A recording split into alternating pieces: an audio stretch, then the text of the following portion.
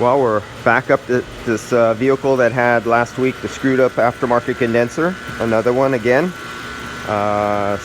So if you went back and look at my old video, this one here was leaking at the lower fitting, and what it was the machining of that little bottom part right there is too far down and only sealed a little bit. When you crush it with the factory washer and O-ring inside there and it comes down, it only touches the rubber gasket a little bit. It doesn't give enough crush, so it will seal under a vacuum, it will seal under low pressure, static pressure, but when the vehicle was running, the temperature went up, the pressure went up, it would bypass refrigerant and start leaking under a running condition and lose all its refrigerant.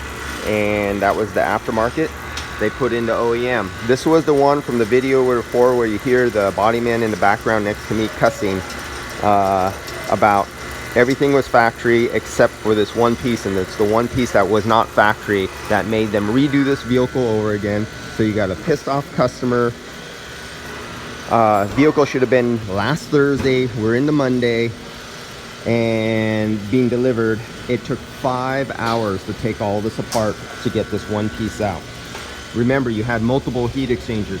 This heat exchanger right there, the vertical one, is sitting right on top of the air conditioning line right there. Literally, it's literally touching on that heat exchanger to the air conditioning line that fits right down there. Very difficult place to get onto. You have another heat exchanger in front of the air conditioning right here. It's sandwiched into a mono piece of, this is all one molded piece of plastic with the radiator and condenser all in sandwiched into one. So all this has to come out. Last Friday when I came on this one, because of the air conditioning come out, trying to get it out for the customer to get it delivered, forgot to put the latch back in to unlatch the hood, and the hood was down. And they spent about an hour and a half. I was here at the end of the day to come do the AC, but I couldn't because they could not open the hood.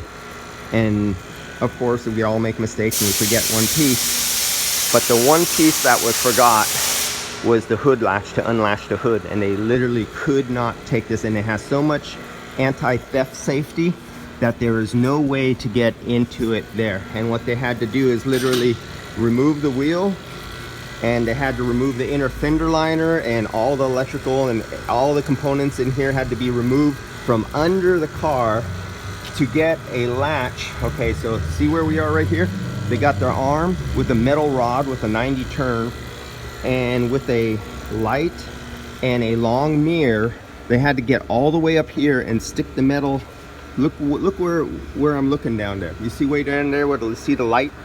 They were there with the closed hood, trying to get a wire up inside here, behind here, get in here and catch to open up the latch right there, just to do that. That's what it took when the hood was down, because you could not get through it through anywhere down here.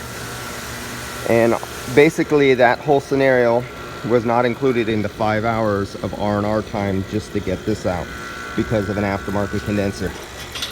And so now I'm about to go through the high pressure nitrogen pressure decay test, use the bubble leak, do the vacuum leak decay test, and then after filling up, going over it with the refrigerant electronic leak detector test, because I always do 3 tests: vacuum decay, high pressure decay, and leak. You don't use UV light. UV light only finds really big instant leaks. And now that the dye is on the fitting and everything like that where it leaked, even if I use UV right now, I'd find dye there because it's spilt out from before. So these are the 3 leak detecting methods I'll be using again, but this is factory, so I know I'm not going to find a leak because they replaced it with a OEM factory condenser, and they don't have leaks on OEM factory condensers. We only have trash like this aftermarket that has leaks at their fittings that are not machined properly. And that's about it on this one. I'm about to fill it up, and yeah, 5 hours to replace this because it was a economy insurance recommended aftermarket part. That's it, guys. See you on the next one.